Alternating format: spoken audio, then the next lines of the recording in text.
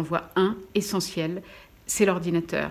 Le confinement nous a montré qu'avec un ordinateur, un journaliste pouvait travailler de n'importe où, de chez lui, et qu'un journal pouvait tourner malgré tout, même avec 5 journalistes au siège, comme on l'a fait pendant le premier confinement. On était 5. Un représentant de la direction, 2 éditeurs, un représentant de la maquette et un représentant de la photo, et ça marchait.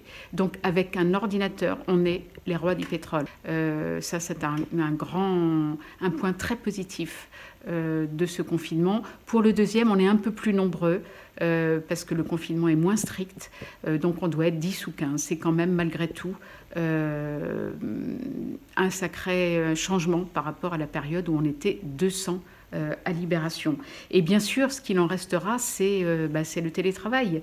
Avant l'épidémie, on renaclait un petit peu devant les journalistes qui nous réclamaient du télétravail parce que les locaux de Libération sont à Balard, alors que la plupart des journalistes vivent dans le quart nord-est de Paris, donc ça fait des trajets assez longs, et certains voulaient pouvoir bosser de chez eux. Et on renaclait un peu parce que un quotidien, c'est un collectif, et il faut pouvoir être réactif. Et cette épidémie nous a montré qu'on pouvait être réactif en télétravail.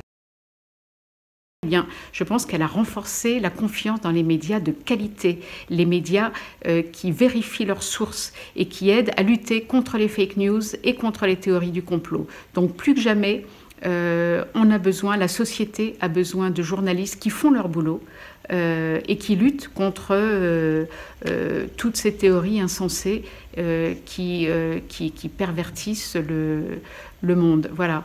Donc ce sont les principaux enseignements de cette épidémie qui ont plus renforcé des choses que l'on savait déjà qu'autre chose.